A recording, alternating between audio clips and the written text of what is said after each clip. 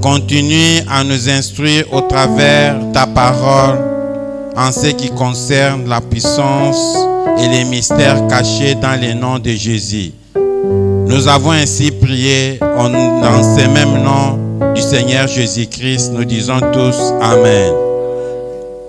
Sans plus tarder, nous nous levons les bouts pour lire les Écritures. Nous continuons notre thème sur la puissance du nom de Jésus. J'aimerais que quelqu'un s'apprête pour me lire ces passages. Nous commençons d'abord, nous avons beaucoup de passages à lire. Nous commençons dans l'Ancien Testament avec Juges 13, 15 à 19.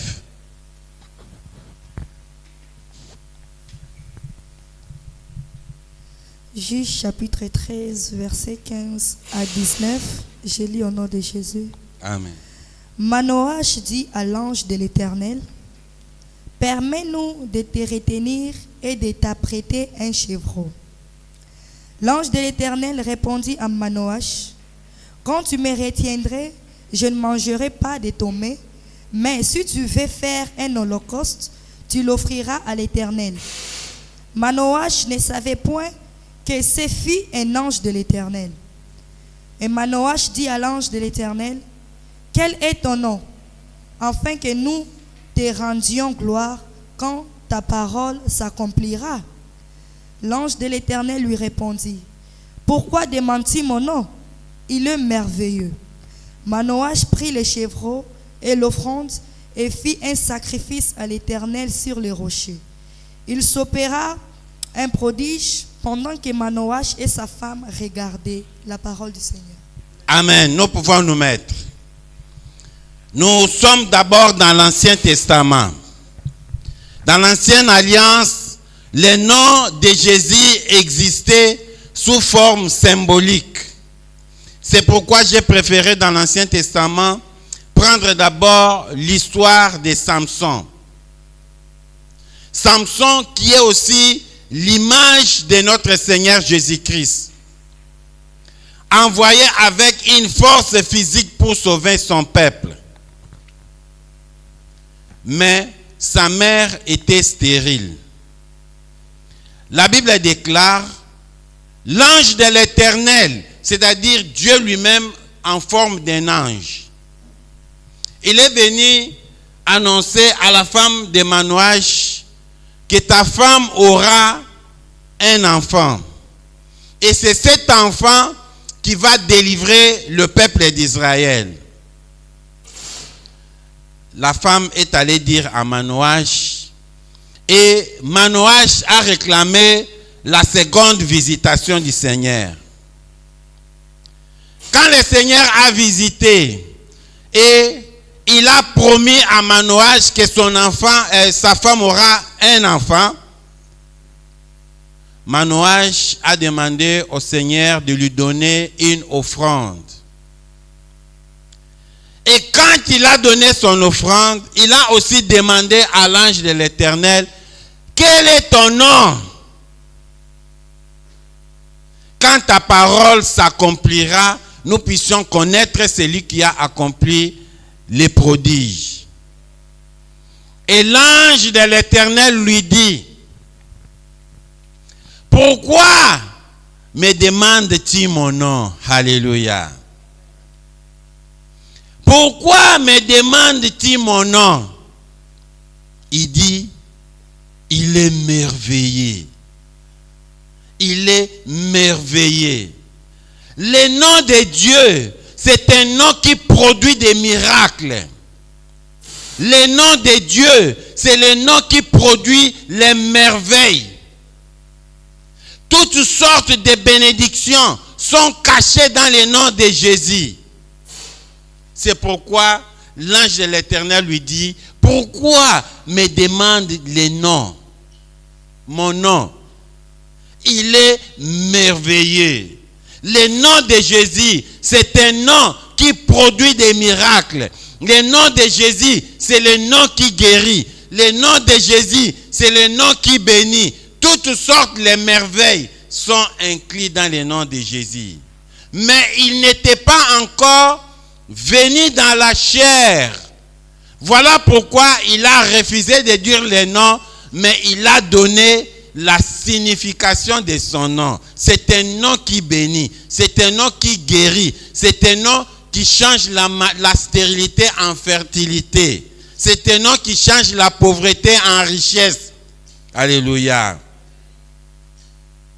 Mais dans Exode 3, vous allez lire à la maison, au verset 11 jusqu'à 15. Ici, il est question de Moïse. Dans les buissons ardents, Moïse rencontre le Seigneur et il dit, tu vas aller sauver mon peuple. Moïse dit, oui Seigneur, mais ton peuple me demandera, qui t'a envoyé? Et le Seigneur dit, je suis celui qui est. Amen. Va dire à mon peuple, je suis, m'a envoyé. Je suis, ça veut dire celui qui est présent. Il est toujours là, il n'est pas absent. Son nom c'est je suis. Va dire à mon peuple, je suis, m'a envoyé. Et nous savons que notre Dieu est illimité. Il est infiniment grand, infiniment bon. Il est infini dans tous les sens. C'est pourquoi on ne peut même pas limiter son nom. Il a dit seulement « Je suis ». Quand nous prenons les noms, nous prenons un nom et les post-noms.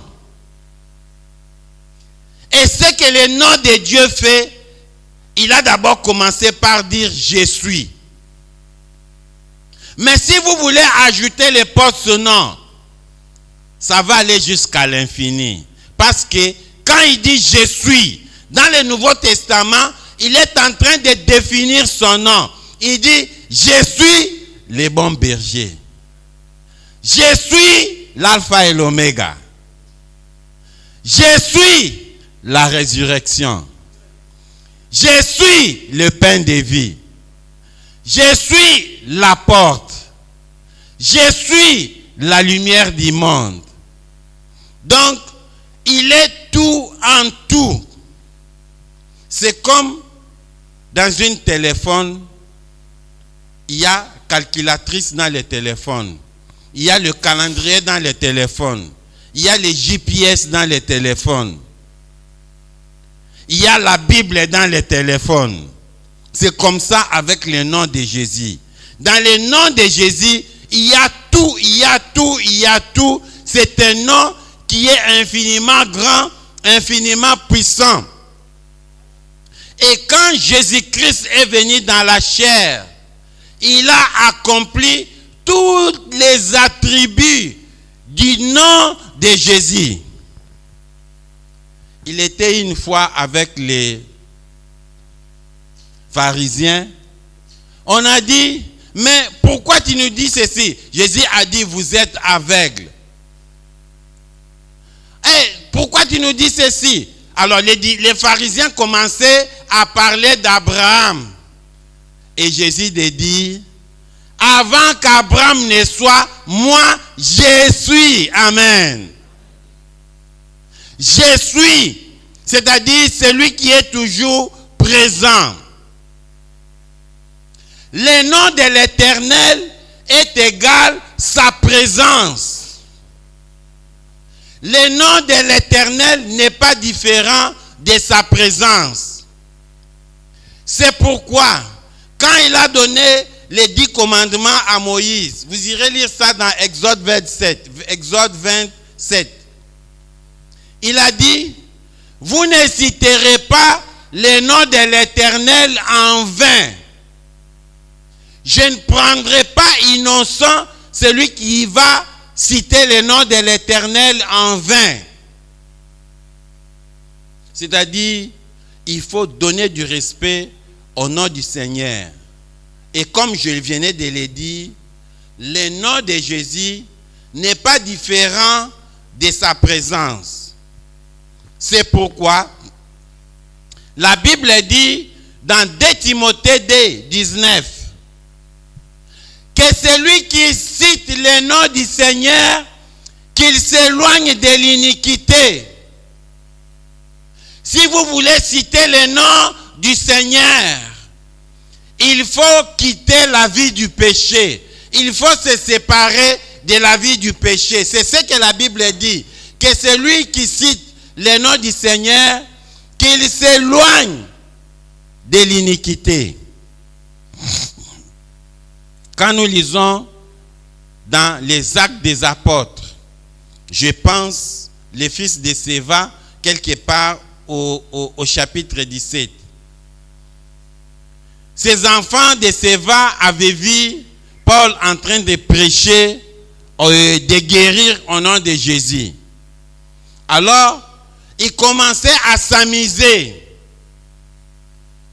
Il y avait, quand j'étais au Congo, nous avons connu le même cas.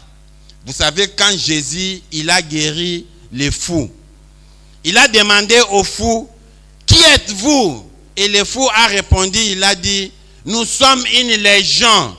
Alors cet homme-là a rencontré un fou dans la rue, il demande à ce fou-là, vous êtes combien? Donc, ça c'était seulement pour imiter ce que Jésus a fait. C'est ce que les enfants de Séva ont fait ici. Ils commencent à citer le nom de Jésus, à guérir les gens, mais ils n'avaient pas la vie de Jésus en eux. Ils ne connaissaient pas qui est Jésus. C'est pourquoi le démon a dit, je connais Paul, je connais Jésus, mais toi qui es-tu et vous qui êtes-vous? Quand vous citez le nom du Seigneur, vous devez vous séparer de la vie du péché. La Bible dit dans le livre des Révélations, c'est-à-dire Apocalypse 19, au verset 11 à 13, la Bible dit, son nom est la parole de Dieu. Amen. Le nom de Jésus-Christ, c'est la parole de Dieu. Jésus-Christ, c'est la parole de Dieu. Alors, quand vous priez, même quand vous invoquez son nom, vous devez vous référer à la parole de Dieu. Jésus-Christ et la parole de Dieu forment une seule chose. Il n'y a pas une différence entre la parole de Dieu, le nom de Jésus et sa parole. Parce que Dieu est présent dans sa parole. Quand vous invoquez le nom du Seigneur, vous faites appel à sa présence. C'est lui-même qui va agir. C'est pourquoi on nous dit, comme nous venons de le dire dans les livres de Révélation, que c'est lui, et la Bible dit dans Révélation, son nom est la parole de Dieu. Toute la parole de Dieu représente le Seigneur Jésus-Christ. C'est pourquoi, même quand vous faites vos déclarations ou quand vous priez, vous devez faire votre prière par rapport à la parole de Dieu. C'est ce que David a fait devant Goliath. David a dit à Goliath, toi tu viens avec toutes sortes d'armes, mais moi je vais te combattre au nom de l'Éternel des armées que tu as blasphémé. Amen. Et David, parce qu'il a dit que je vais combattre au nom de l'Éternel, David a fait aussi des déclarations. C'est-à-dire, quand vous voulez invoquer le nom du Seigneur, vous devez avoir sa parole en vous. Toute la parole de Dieu, c'est Jésus-Christ. On va nous lire dans Jean 12, 28. Vous allez comprendre que toute la parole de Dieu, c'est le Seigneur Jésus-Christ lui-même. On nous lit dans Jean 12, 28. Jean chapitre 12, verset 28. Père, glorifie ton nom. Et une voix vint du ciel. je l'ai glorifié et je le glorifierai encore. Tu nous lis encore Jean 17, 4 à 6.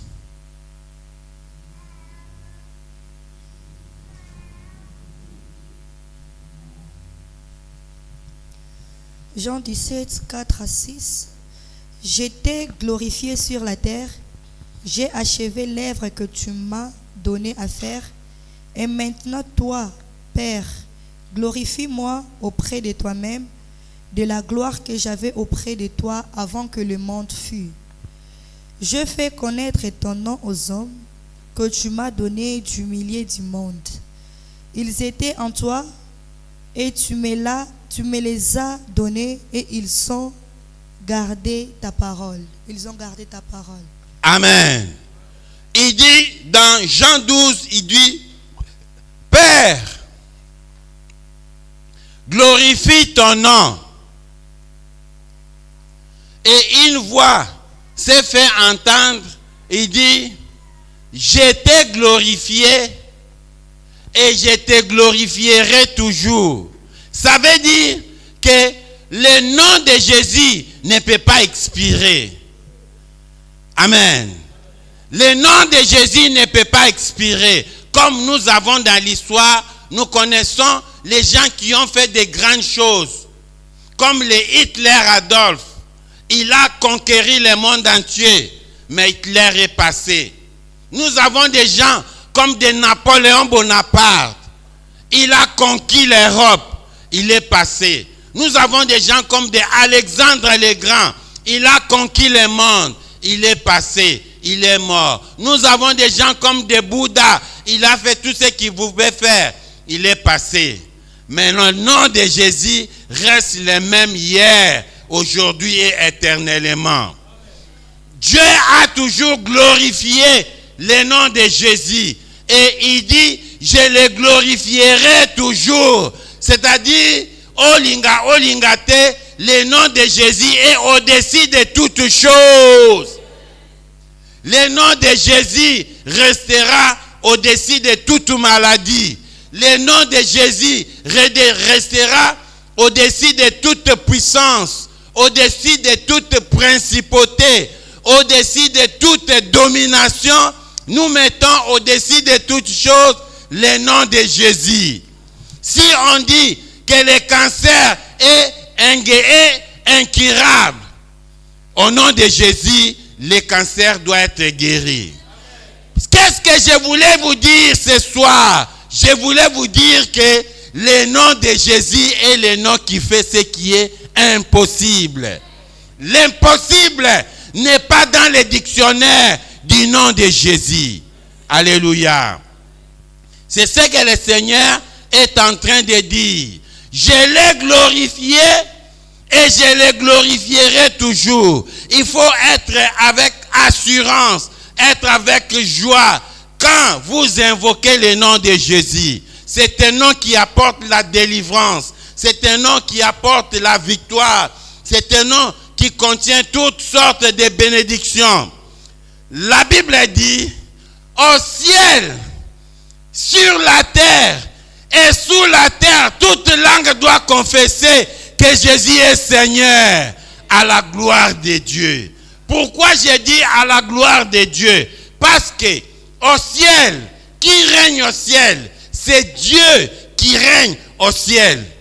Mais quand on cite le nom de Jésus, au ciel, même si tu es Dieu, tu dois fléchir devant le nom de Jésus.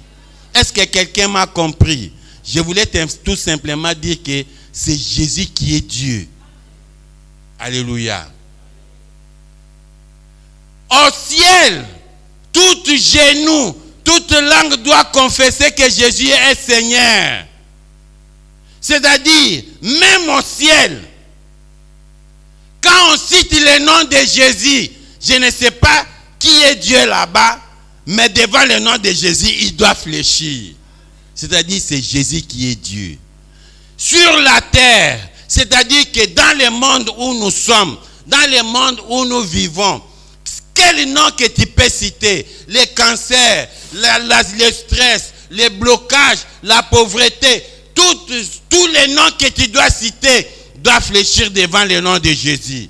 C'est pour te dire que les problèmes qui te tourmentent invoquent seulement le nom de Jésus. Alléluia. Il y a un occultiste, un sataniste. Il avait la mission de combattre les peuples de Dieu. Il est entré à l'église. Quand il faisait les incantations, chaque fois on citait le nom de Jésus, son numéro échouait. Chaque fois on citait le nom de Jésus, son numéro échouait. Il est allé dans la réunion des satanistes. Maintenant, tout le monde donnait rapport. Tout le monde donnait rapport. Quand c'était son tour pour donner les rapports, il a dit seulement, mais moi, j'ai essayé de combattre les chrétiens. Ça ne tient pas parce que tout ce que j'ai fait, quand il cite seulement le nom de Jésus, tout ça échoue. Et dans le monde des ténèbres, là, quand il a cité seulement ce nom, le diable s'est agenouillé. C'est la parole de Dieu. Même dans le monde des ténèbres, le diable a fléchi. Et quand il a fléchi, il a dit, il ne faut pas encore citer ce nom-là ici. Les chefs-là des chrétiens. Alléluia. Ne citez pas encore les noms de ces chefs-là des chrétiens. Ne citez pas ces noms-là ici. C'est alors que cet homme a compris que le grand maître, le véritable, c'est Jésus-Christ, nous acclamons. Le véritable maître, son nom, c'est Jésus-Christ. C'est ainsi qu'il avait fait tout pour abandonner les fétiches, abandonner et donner sa vie à Jésus-Christ. Alors, la Bible nous dit ceci, dans Actes des Apôtres, on nous lit Actes des Apôtres, du 1er au 6e verset. Il y a une histoire, nous allons presque terminer là-bas, dans Actes des Apôtres, le 1er verset au 6e, on nous lit. Actes des Apôtres, chapitre 3, 1 à 6. Pierre et Jean montaient ensemble au temple à l'heure de la prière. C'était la 9e heure. Il y avait un homme boité de naissance, qu'on portait et qu'on plaçait tous les jours à la porte du temple, appelé la Belle, pour qu'il demandât l'aumône à ceux qui entraient dans les temples. Cet homme, voyant Pierre et Jean qui allaient y entrer, leur demanda l'aumône. Pierre, de même que Jean, fixa les yeux sur lui et dit, « Regarde-nous. » Et il les regardait attentivement, s'attendant à recevoir d'eux quelque chose. Alors Pierre lui dit, « Je n'ai ni argent ni or, mais ce que j'ai, je te les donne au nom de Jésus-Christ de Nazareth. Lève-toi et marche, la parole du Seigneur. » Amen, amen. Alors, la Bible dit, Pierre et Jean, ils avançaient dans les temples. À l'entrée de la porte, ils ont vu dehors un boiteux qui mendiait, qui demandait l'aumône. Les gens qui entraient dans les temples, on lui donnait peut-être le banane, le fruit, tout ce qui, le pain, on lui donnait les pièces de monnaie. Mais cet homme, il y a quelque chose qui manquait dans sa vie. Il était toujours en train de mendier tous les jours de sa vie. Et il ne pouvait pas entrer à l'intérieur du temple parce que la loi interdisait aux gens qui sont handicapés d'entrer à l'intérieur du temple. Il était interdit aux gens qui sont handicapés d'entrer à l'intérieur du temple. Donc lui ne pouvait pas bénéficier de la grâce de Dieu. Mais Jésus dit dans Ésaïe 61, « L'Esprit du Seigneur est sur moi pour libérer les captifs. » Le Seigneur était venu pour changer la loi, pour accorder la grâce à ceux qui ne pouvaient pas entrer dans les temples, qui puissent entrer dans les temples. Laissez-moi te dire, avec le nom de Jésus, tu vas entrer là où les gens n'entrent pas. Au nom de Jésus, tu vas voir ce que ta famille ne pouvait pas te donner. Au nom de Jésus, tu vas traverser ce que les hommes ne peuvent pas traverser. Voilà ce que le nom de Jésus peut faire. Cet homme-là était toujours dehors, en train de mendier. On lui donnait des beignets, on lui donnait les arachides, on lui donnait à manger, on lui donnait les pièces de monnaie. Mais sa vie, il avait toujours des problèmes. Parce que pour avoir la vie, il fallait entrer dans la présence de Dieu, entrer dans les temples. Et lui, en tant qu'handicapé, il ne pouvait pas entrer dans les temples. Et Pierre et Jean qui venaient. Ah, Kembona Yahweh, Kembona Yahweh, Yomoko Kisina Bilaka, Yahweh. Ils ont vu les boiteux là-bas. Bam! Et puisqu'ils évangélisaient, ils pouvaient aussi chanter. My sister, our Lord is calling you. Alléluia. Oui, parce qu'ils évangélisaient aussi. Tout le monde venait, mais quand il a vu les boiteux, Pierre regarde les boiteux. Il dit, je n'ai ni or, ni argent. Nous savons nous-mêmes que l'argent, c'est quelque chose de précieux. L'or, c'est quelque chose de précieux. C'est comme aujourd'hui, on dit que la France est France grâce au comment on appelle ça? La France est France grâce au uranium du Niger. Sans l'uranium du Niger, la France c'est un désert. Mais ici, ils n'ont pas l'uranium, ils n'ont pas l'or. Ils ont dit, nous n'avons pas l'or, nous n'avons pas l'argent. C'est que Pierre savait qu'il a quelque chose qui a plus de la valeur que l'or. Pierre avait quelque chose qui avait plus de la valeur que l'argent. Pierre avait quelque chose qui avait plus de la valeur que tout ce qu'il avait eu. Mais pour recevoir quelque chose devant Dieu, il faut avoir quoi? La foi. Amen. Il faisait comme s'il voulait prendre quelque chose, tout simplement pour lui donner la foi. Il dit, je n'ai ni argent, ni or, mais ce que j'ai, je te le donne. Ce que j'ai, je te le donne. Au nom de Jésus, lève-toi et marche. Que le Seigneur te donne ce que tu désires. Au nom de Jésus-Christ. Que le Seigneur te délivre. Au nom de Jésus-Christ. C'est un nom qui délivre. C'est un nom qui est puissant. Que ta vie change maintenant au nom de Jésus-Christ. Et c'est ce qui s'est passé. Le boiteux s'est levé. Il a commencé à chanter. Sa vie a changé.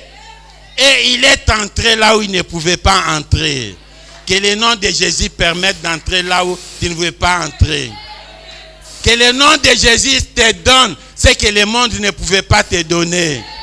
Que le nom de Jésus t'élève là où le monde ne peut pas croire que tu peux être élevé. Alléluia. L'élévation vient de Jésus-Christ. La gloire vient de Jésus-Christ. Toutes les bénédictions sont oui et amen en Jésus-Christ. Attachez-vous à ce nom-là. C'est un nom qui bénit. C'est un nom qui guérit. C'est un nom puissant. Alléluia. Écoute, je termine ici. Dans Jean 8, vous allez lire à la maison. Dans Jean 18, 4 à 9. Vous allez lire à la maison. Nous sommes dans les jardins de Gethsémane. Judas a décidé de trahir Jésus. Il a amené les soldats, les bandits pour arrêter Jésus. C'est tout ce que le monde des ténèbres peut faire contre toi. Les démons des familles, les diables peuvent envoyer les maladies, les diables peuvent envoyer les blocages, comme il l'a envoyé vers Jésus. Alléluia. Et quand ils sont arrivés autour de Jésus, le Seigneur demande, qui cherchez-vous? Jésus de Nazareth. Et il tombe même, acclamé pour la gloire de Dieu. Il demande, qui cherchez-vous? Quand il dit seulement Jésus, et même il tombe. Et la Bible dit dans Philippiens 2, il s'est humilié. Jésus-Christ était Dieu. Ces gens-là ne pouvaient pas l'arrêter. Et il s'est dépouillé. Il s'est dépouillé. Comment on dit en anglais? To empty himself.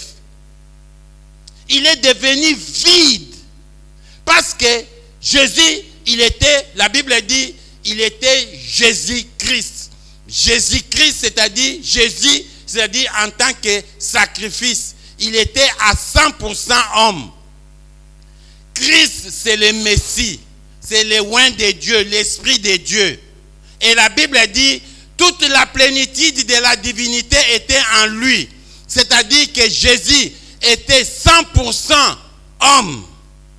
Devant le tombeau de Lazare, il pouvait pleurer en tant qu'homme. Mais il était 100% Dieu. En tant que Dieu, il a dit, Lazare sort. Alléluia. Jésus-Christ, il était 100% homme et il était 100% Dieu. Mais la Bible dit, il s'est humilié, il s'est dépouillé. Et quand il a demandé pour la deuxième fois, qui cherchez-vous? Ils ont dit, Jésus. Il a dit, laissez tous mes enfants. Que le diable ne te touche pas. Que le monde des ténèbres ne te touche pas. Si le Seigneur avait dit ça pour ça de la deuxième fois, c'est pour que le nom de Jésus soit une bénédiction pour toi aujourd'hui. Il a dit, ne touchez pas mes enfants. Lui, Jésus, a accepté que les soldats puissent l'arrêter. Ces soldats-là, ça représente les sorciers, les démons, tout le monde des ténèbres. Mais il prenait la place de l'homme. Il acceptait de mourir comme esclave. Parce que dans l'Empire romain, celui qui devait mourir à la croix, il était comme esclave. Il a pris la place de l'homme. C'est comme les témoins de Jéhovah disent que si Jésus était Dieu, pourquoi il a dit mon Dieu, pourquoi m'as-tu abandonné? C'est la place de l'homme. Cette voix-là qui criait mon Dieu, c'est toi et moi. Maintenant, nous avons pris la place de Dieu. Quand tu te tiens devant les démons, tu dis démon sort au nom de Jésus. Maladie sort au nom de Jésus. Blocage sort au nom de Jésus. Quand les démons te regardent, ils ne te voient pas. Ils voient Jésus-Christ. Nous acclamons pour la gloire de Dieu. Les ténèbres soient renversées et neutralisées dans le